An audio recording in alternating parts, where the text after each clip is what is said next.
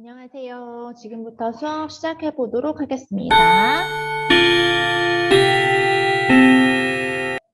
오늘은 조금 재밌는 얘기를 해보려고 해요. 우선은 여러분하고 초반 수업 시간에 저희가 얘기를 했었죠. 나무와 흙의 관계에 대해서 얘기를 한번 해봤던 것 같아요. 보시면 이 작은 식물이 흙에서 자라나죠. 그렇죠? 그렇게 자라나다 보면 이렇게 큰 나무가 되기도 해요. 그쵸? 근데 이 큰 나무가 될 때까지 이 양분들은 도대체 어디서 왔는지에 대한 질문을 사람들에게 하면 보통 어떻게 대답을 할까요? 여러분들은 어떻게 생각하세요?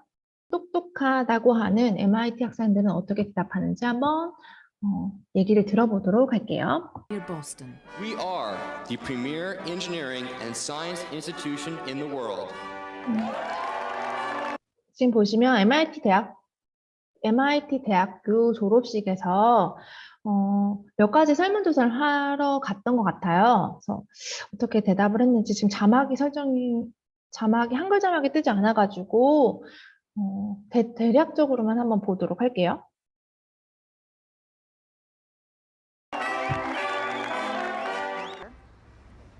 이 씨가 있죠? Now imagine that we planted that seed, and out of that seed grew a tree. 이 씨가 이런 자라나서 이런 나무 토막이 됐다고 이야기를 Now, 하죠. what did all that stuff come from? Nature. 어디서 왔을까요? Soil, the grass, the dirt.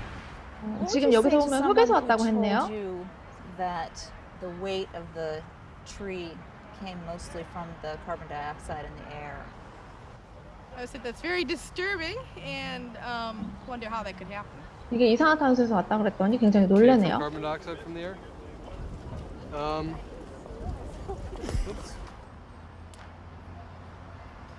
It's an interesting idea. Sounds weird. Are you surprised Yeah. at that idea? That'd be hard to believe because carbon dioxide is. 이산화탄소에서 왔다고 하니까 좀 믿기 힘들다고 하네요. 그죠? It doesn't seem intuitive that you could add mass taking in a gas. Uh-huh. 흙이 뿌리를 통해서 빨려간다고 믿고 있는 것에 정말 놀랐다고 보이시죠? 그쵸? 많은 사람들이 착각하는 게 흙이 생명체가 됐다고 착각을 많이 하게 되는데, 이거 좀 문제가 있지 않을까요?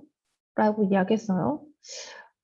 여러분들 어떻게 생각하세요? 흙이 식물이 되었다. 괜찮은 이야기인가요? 여기 한번 또 볼게요.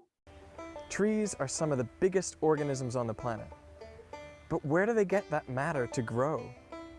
It's nutrients out the ground. Just out of soil, really, yeah. Goodness out of the soil, I suppose. Comes out of the soil. Yeah, Goodness. goodness. Why isn't there a big hole around the tree where it's taken out all the soil? Does it say gradually that the soil has time to recover? Now, I think it's intuitive to believe that the tree gets most of its mass from the soil, because you can see those roots digging into the soil and they must be taking something out of there. And I mean, a tree looks like dirt and it feels solid like dirt, but it's not. In the early 1600s, a scientist named Johann Baptista van Helmholtz tried to figure out where the mass of a tree was coming from. So he got a pot of soil and very carefully measured the amount of soil in there. Then he planted the tree and took care of it for 5 years, making sure that no soil left or was added to his pot. And at the end of this experiment, he weighed the tree to find that it was 72 kilograms, but the mass of soil had only decreased by about 60 grams. This was pretty strong evidence that the mass of the tree does not come from the soil. I've never thought about that actually, because they don't really eat anything. Trees. They don't eat anything? No. They don't eat anything. Water is all they absorb. That's all they eat. Yeah. They don't eat anything else. No. That's all they eat. Well, presumably from the water and the nutrients. To find out that 95% of a tree is actually from carbon dioxide. 믿지를 못했잖아요. Trees 그래서 are 이것도 largely 나무가 made of 공기에서 만들어진다는 것 자체를 사실 이해하기가 좀 쉽지는 않죠. 그쵸? 그때도 기체가 거대한 나무가 된다? 할 수 없죠. 그쵸? 상상하기가 어렵죠. 그쵸? 그 큰 나무, 그리고 엄청 거대하고 무거운 나무가 공기에서 바뀐 것이라니. 공기가 그렇게 큰 나무가 됐다고 하니 이해하기가 좀 어렵죠. 그쵸? 그래서 옛날 사람들은 되게 많이 생각을 했죠. 보통 흙으로 사람을 만들고 흙으로 생명체를 만든다. 창세기에도 나와 있다고 할 정도로. 그리고 굉장히 오랜 시간 동안 종교에서도 또는 지금 현재도 흙에서 생명체가 만들어졌다고 아직도 이야기를 하고 있는 경우조차도 있으니, 그쵸? 우리가 상상하기가 어려운 것들이잖아요. 그쵸? 그러면 생명체와 흙은 같은 물질로 이루어져 있을까에 대한 궁금증이 생길 거예요. 흙에서 생명체가 이루어졌, 흙으로부터 생명체가 생겼을까? 아니면 생명체는 다른 성분으로 이루어져 있을까에 대해서 이야기를 해보려면 그 생명체와 흙의 성분, 구성 원소들을 알 수 있어야 해요. 그래서 그 구성 원소들에 대해서 우리가 한번 알아보도록 할 거예요. 흙을 구성하고 있는 물질들은 도대체 무엇으로 이루어져 있을까? 흙, 그러니까 지각.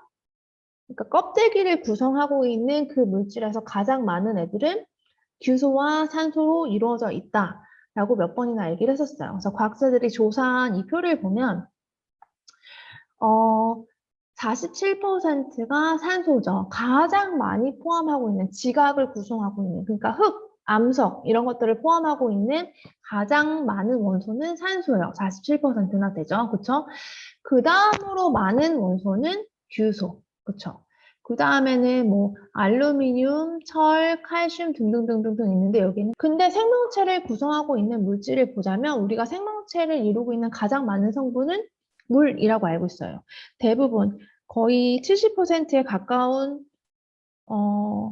성분이 물로 이루어져 있다고 알고 있죠. 그 다음으로 많이 이루어져 있는 게 단백질, 지방 이런 것들인데 단백질, 지방 이런 것들 전부 다 탄소, 산소, 수소로 이루어져 있거든요. 단백질, 지방, 탄수화물 이런 것들에 대한 성분에 대해서는 앞으로 우리가 차차 알아갈 거니까 우선은 탄소, 산소, 수소가 많구나 정도까지만 알아두시면 되고요. 그래서 그거를 원소의 퍼센테이지로 나타내 보면 비율로 산소가 65%로 가장 많아요. 얘는 물, H2O에도 포함되어 있듯이 산소는 많이 포함되어 있죠. 그쵸? 그 다음에 많은 물질은 바로 탄소입니다. 탄소. 여기 보시면 탄소가 18%나 차지하고 있네요. 그쵸? 그러면 생명체를 구성하는 물질에서 탄소를 제외한 가장 많은 원소는 탄소가 되겠네요. 그쵸? 여기 보시면 탄소. 그러면 정리를 해봅시다. 지각을 구성하는 원소 중에 가장 많은 원소, 그 다음에 생명체를 구성하고 있는 원소 중에 가장 많은 원소는 아까 얘기했듯이 산소라고 이야기했습니다. 그치? 산소 다음으로 많은 애들이 지각에는 규소, 그 다음에 생명체에는 탄소가 되겠네요. 그쵸? 근데 탄소와 산소는 굉장히 공통점들이 많이 있어요.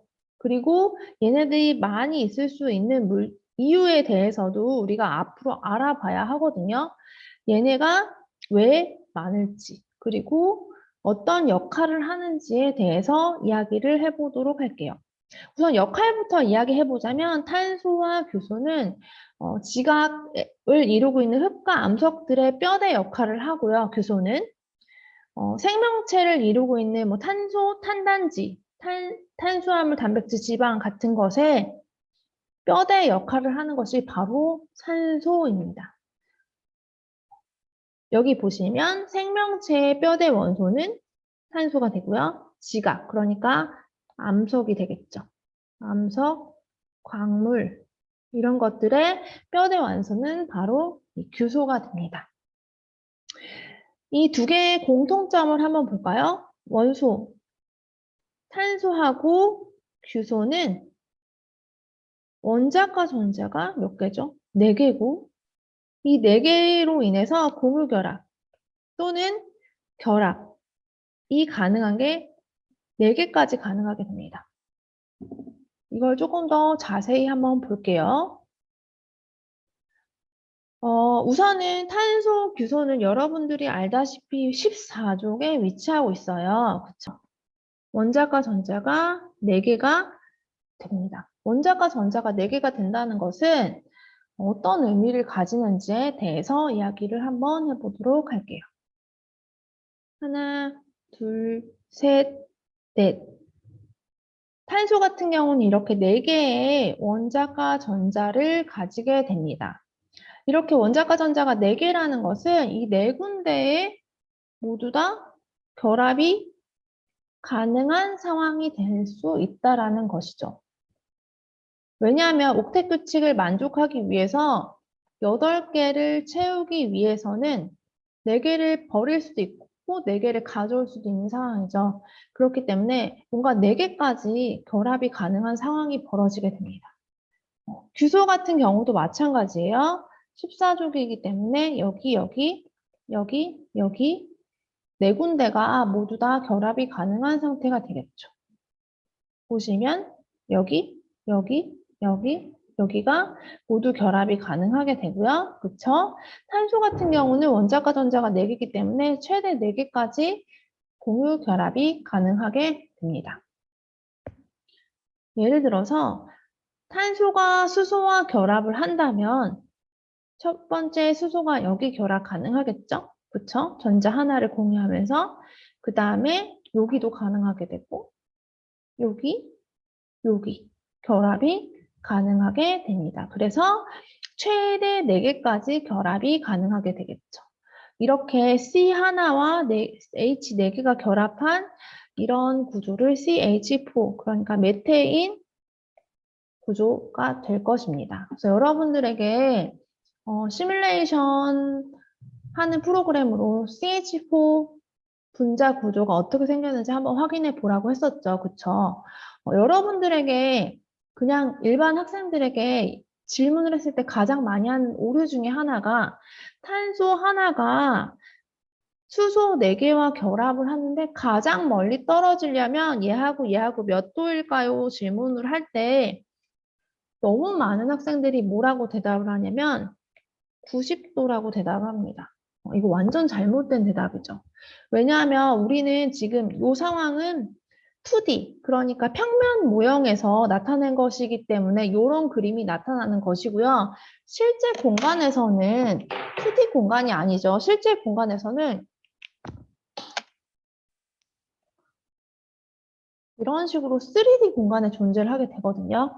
3D 공간에 존재를 하게 됐을 때는 얘하고 위쪽으로 멀어지게 될 수도 있어요. 그쵸? 아래쪽으로 멀어지게 될 수도 있고. 이 공간이 90도가 아니라 실제로 측정을 해보면 109.5도. 그러니까 이거 절대 아니죠. 이거 아니고요. 입체 공간에서는 여기 각도가 109.5도로 벌어지는 이런 모형을 띠게 됩니다. 이렇게 입체 공간에서 이렇게 존재하는 구조를 정사면체 구조라고 합니다.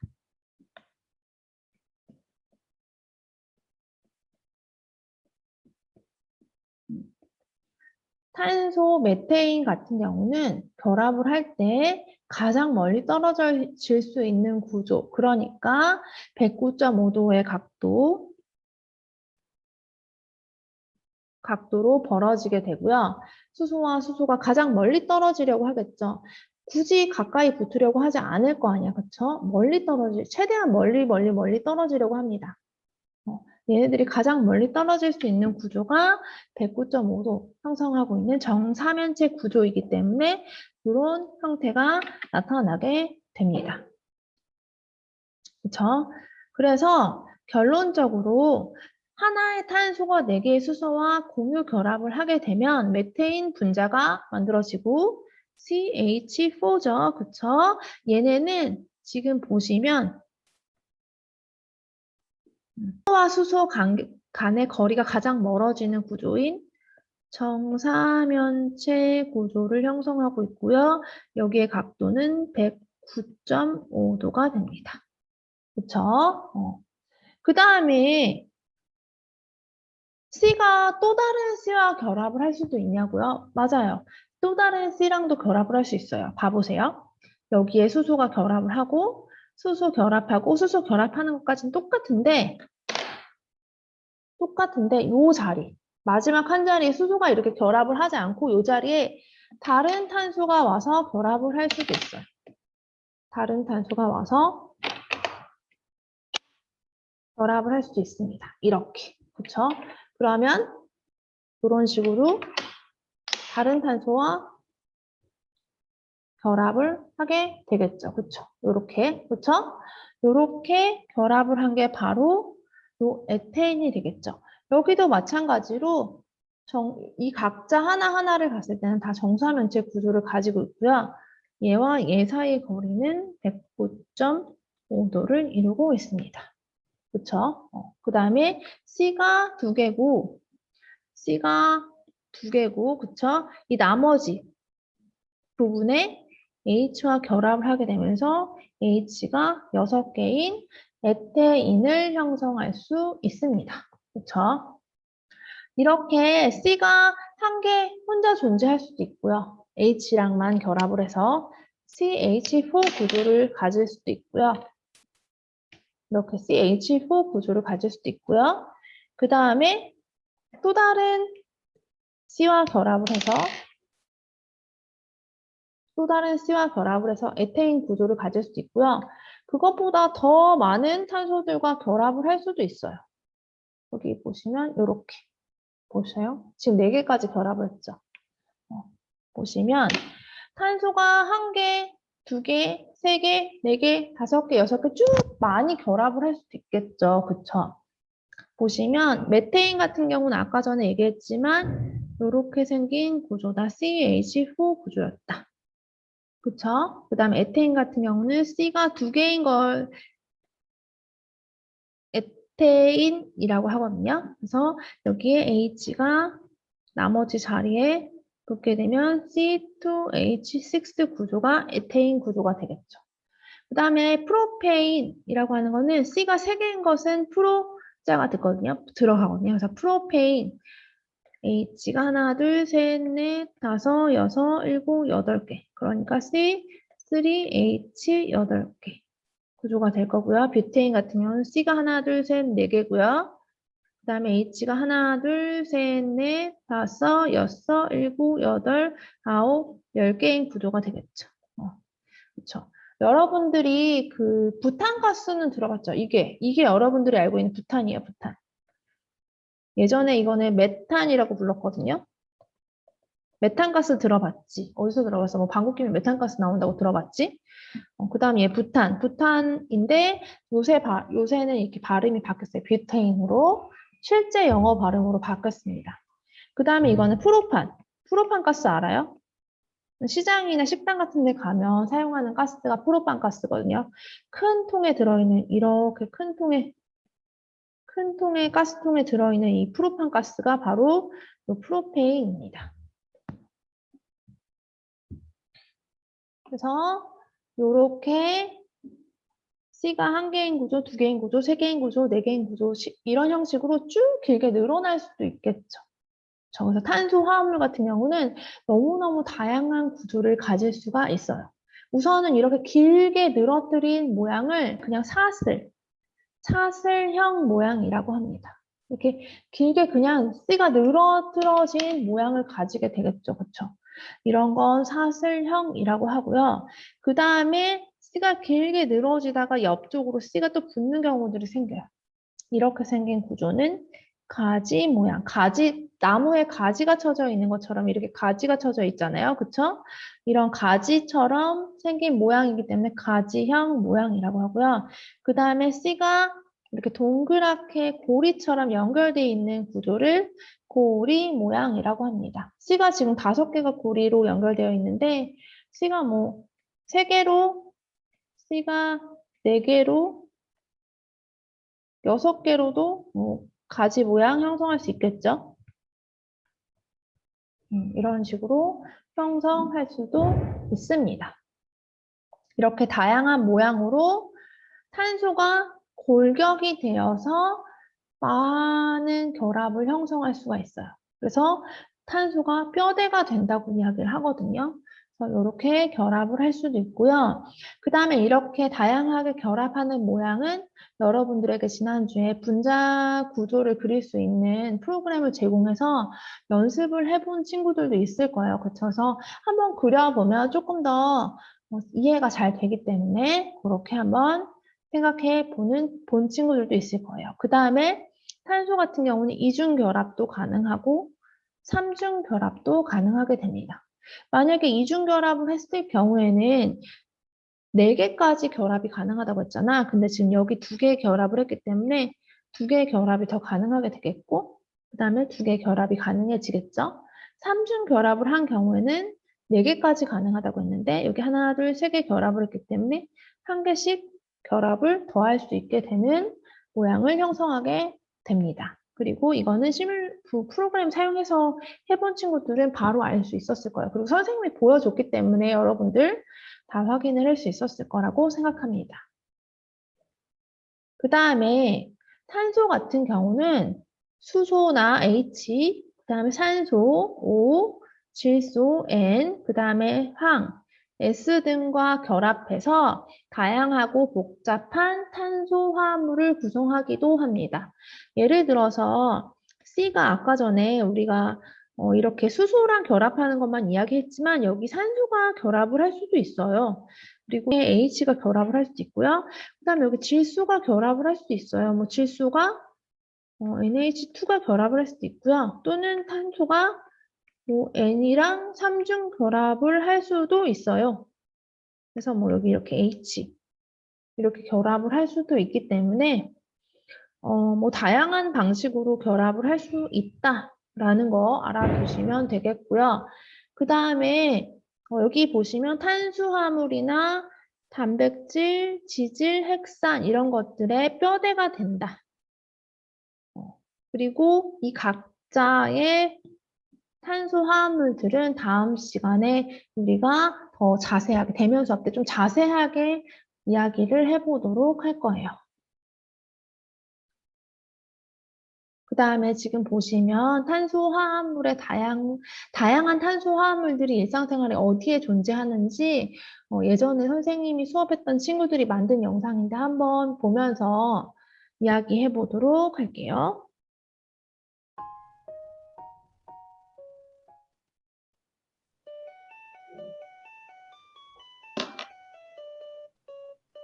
자, 얘들아, 오늘은 탄소화합물에 대해서 배워봤어. 다음 시간까지 복습해오고 집 조심히 가. 잠만보 승현이는 집에 가자마자 잠이 들었다. 승현이는 이상한 꿈을 꾸게 된다. 여긴 어디지? 안녕, 여긴 원소나라고. 나는 원소나라의 소원이라고 해. 나랑 같이 우리나라 구경해볼래? 좋아. 저 씨는 뭐야? 친구 되게 많아 보인다. 아, 얘는 탄소야. 탄소 원자는 최대 4개의 결합을 형성해서 다양한 구조를 만들 수 있어. 그래서 수많은 탄소화물이 탄생하게 되는 거지. 탄소화물이라고 해서 뭔가 어려울 것 같지? 우리 같이 탄소화물에 대해 더 알아볼까? 좋아. 승현이는 잠에서 깼다. 원소 나라라고?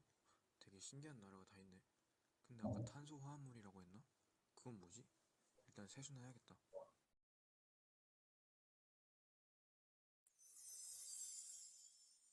너가 드디어 탄소한테 관심을 가졌구나. 지금 너가 쓰고 있는 비누 보이지? 비누를 잘 살펴보면 얘도 탄소화물이라는 걸 알 수 있어. 비누는 여기 보이는 것처럼 원자들이 사슬처럼 길게 연결되어 있어. 다른 탄소화물은 사슬 구조 말고도 고리 모양, 가지 모양, 이중결합, 삼중결합도 있어. 이런 것도 탄소 화합물이라고? 그럼 이거는? 엥? 어디 갔어? 탄소 화합물이라는 게 진짜 신기한 거구나. 좀 더 찾아봐야겠다.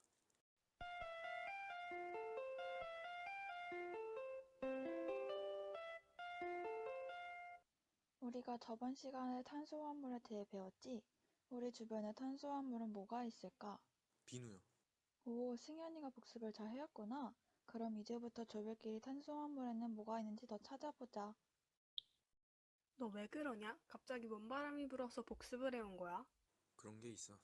딴 얘기 그만하고 빨리 활동이나 하자. 또 뭐가 있지?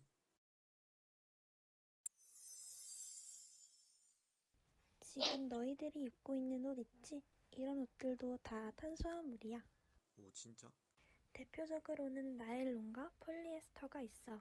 너 옆에 앉아있는 친구가 신고 있는 스타킹은 나일론으로 만들어진 거고, 너가 입고 있는 교복은 폴리에스터로 만들어진 거야.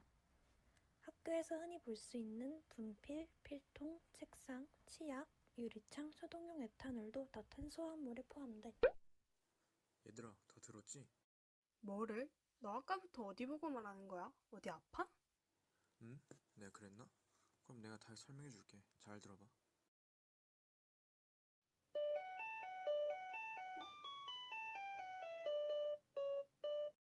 야, 급식 먹으러 가자.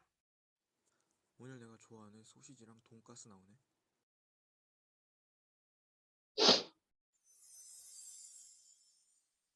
생명체의 몸을 구성하고 있는 단백질이 들어있는 돈가스의 고기와 지방이 들어있는 소시지, 생명체의 에너지원으로 쓰이는 탄수화물이 들어있는 밥은 모두 탄수화물이야. 그래서 지금 너가 먹고 있는 소시지랑 돈가스도 다 탄수화물이지. 야, 너 그거 아냐? 우리가 지금 먹고 있는 거 다 탄수화물이래. 아, 그래? 우리 주변에 이렇게 많은 탄수화물이 있는 줄 몰랐네. 나 이제 너 덕분에 화학에 대해 관심이 생긴 것 같아. 탄수화물 말고도 다른 화학에 대해 알려줄래? 미안하지만 난 이제 우리나라로 가봐야 할 것 같아. 내가 궁금한 건 알려주고 가면 안 돼? 나중에 기회가 된다면 또 찾아와서 알려줄게. 지금은 친구랑 같이 더 알아봐.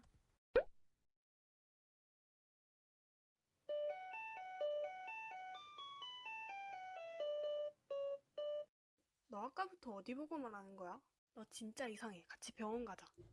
뭐래, 그냥 우리 집 가서 화학 공부나 하자. 너 진짜 미친 게 분명해. 이렇게 승현이는 수원이 덕분에 화학에 대해 관심을 잘 봤죠? 지금 여기에 나온 것처럼 우리 일상생활에는 다양한 탄소화물이 존재합니다. 그리고 그 탄소화물은 다양한 구조를 이루고 있고, 탄소화물이 다양한 구조를 이룰 수 있는 것은 최대 4개까지 결합이 가능하기 때문에, 그러니까 탄소가 원자과 전자가 4개를 가지기 때문이겠죠. 그쵸? 그래서 여러분들과 다양한 탄소화물, 지금 말한 탄수화물, 단백질, 지방 같은 생명체를 이루고 있는 화합물, 탄소화물에 대해서도 앞으로 알아보게 될 거고요. 그 전에 앞서서 여러분들과 좀 기본이 되는 탄소화물 중에 하나인 나일론을 합성을 해보도록 할 거거든요. 그래서 나일론 합성을 하면서 여러 가지 기본 개념들에 대해서 배워보도록 할 거예요. 그리고 나일론 합성을 하면 단백질의 구조를 이해할 수 있기 때문에 그 구조를 우리가 알아볼 수가 있어요. 그래서 그것도 한번 실험을 통해서 다음 대면 수업 시간 때 알아볼 수가 있을 것입니다. 그 다음에 탄소화물에 대해서는 좀 이렇게 알아봤는데 우리가 규소는 이제 아직 알아보지 않았죠. 그 다음에 우리가 지각의 구성 물질, 그러니까 암석과 흙을 이루고 있는 물질들은 대부분 규소와 산소로 이루어진 규산염 물질이라고 이야기했었죠. 규소도 마찬가지로 어떤 형태로 생겼기 때문에 암석의 뼈대 물질이 될 수 있는지 이야기를 한번 해보도록 할게요. 규소도 마찬가지로 여기 보시면 보자. 여기. 원자과 전자가 4개이기 때문에 최대 4개까지 결합이 가능하겠죠. 그쵸? 탄소와 마찬가지로 원자과 전자가 4개이기 때문에 가능한 성질이에요. 그쵸? 그러면 원자과 전자가 4개이기 때문에 최대 4개까지 결합이 가능하다라고 이야기할 수가 있어요. 그렇죠? 보통 규소 같은 경우도 산소와 결합을 하는데 산소와 이렇게 4개의 결합이 가능하다. 그쵸? 그리고 모양은 정사면체 모양이다 라고까지 교과서에 나와 있어요. 그쵸? 근데 문제집 같은 데 보면 그 각자의 결합이 어떤 형태로 되어 있는지에 대한 이야기들이 나오거든요. 그쵸? 규소가 이렇게 규소 4가 플러스 이온이 산소 2가 마이너스 이온과 이렇게 4개의 결합을 하고 있다라고 문집에 많이 표현이 되어 있는데 사실 이건 조금 나누기가 불분명한 것 같아요. 어떤 곳에서는 이런 식으로 공유결합 형태로 표현이 되어져 있기도 하거든요. 그러니까 어떤 결합이다라고 나누기보다는 어쨌든 간에 얘네가 산소와 최대 4개까지 결합이 가능했고 전체적으로 봤을 때 산소 4개와 결합을 했을 때 4-가 된다 까지만 알아두시면 될 것 같아요. 그리고 이거는 선생님이 나중에 분자 그 프로그램을 이용해서 모형이 어떻게 결합을 하게 되는지도 좀 보여주도록 할게요. 그래서 이 아이들이 산소하고 규소로 이루어진 SO4 4-인 아이들이 옆에 있는 아이들과 결합을 할 수가 있죠. 그쵸? 왜냐면 얘네도 이렇게 각자 이온을 형성하고 있기보다는 여기에 뭐 H가 붙는다든지 아니면 뭔가 철 같은 애들이랑 결합을 하기도 하거든요. 띵띵띵 해서 뭐 3개 결합할 수도 있고 2개 결합할 수도 있고. 그래서 여기에 많은 금속 원소들이 달라붙게 돼요. 그래서 금속 원소랑 결합을 하는 경우가 많고 금속 원소와 결합을 하게 되는 경우들이 많고 그 다음에 여기 SO4 4-들끼리 결합을 하는 경우들이 생겨요. 그쵸? 그러면 이렇게 결합을 했을 때 특징들이 좀 다르게 나타나게 되겠죠. 그래서 그 특징들을 또 다음 시간에 자세하게 이야기를 해보도록 할 거예요. 그래서 우선은 여러분들이 알아야 되는 것은 탄소와 규소가 최대 4개까지 결합이 가능하다. 이거는 원자과 전차가 4개 있기 때문에 그렇다. 그리고 탄소도 뼈대 물질로서 생명체를 구성하는 물질들의 뼈대가 된다. 굉장히 많은 탄소들을 가지고 있다. 그리고 흙과 암석들은 주로 규소가 뼈대가 된 물질, 규소와 산소가 뼈대가 된 규산염 물질이 뼈대가 되어 있고, 그치? 그리고 그 물질들이 결합해서 이루어져 있다. 그리고 생명체와 흙의 구성 원소는 다르다. 그러니까 인간 또는 생명체들이 흙에서 나왔다는 그 원리는 조금 타당하지 못하다.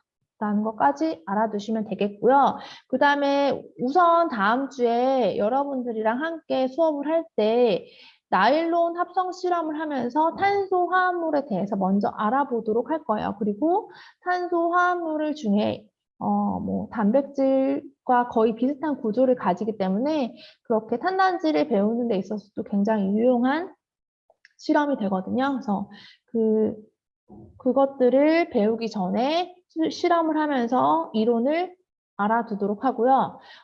이 합성 실험을 하기 전에 여러분들이 아무것도 모르고 실험을 하면 너무 어려운 실험이 될 수 있어서 관련 과제가 있습니다. 관련 과제는 여러분들이 이 나일론 합성 실험과 관련된 이론들을 인터넷 서치를 통해서 자료 조사를 해오고 그 자료 조사를 통해서 어떤 이론들을 여러분들이 배우기 위해서 이 실험을 하는지에 관해서 이야기를 한번 해보는 시간을 가질 수 있을 거예요. 그렇죠? 그래서 다음 시간에 나일론 합성 실험을 할 수 있다는 점. 그래서 오늘은 여러분들이 그 나일론 합성 실험의 이론 관련된 조사 하나와 그 다음에 오늘 배운 내용의 학습지까지 과제를 수행해 주시면 될 것 같아요. 그렇죠? 그래서 오늘은 여기까지 마치도록 하고요. 규산염 물질의 자세한 내용과 생명체를 구성하고 있는 탄소화합물의 자세한 내용은 앞으로 또 진행이 되면서 배우게 될 거니까 앞으로 배우면서 차차 익혀가도록 합시다. 오늘은 여기까지 하겠습니다. 그럼 안녕.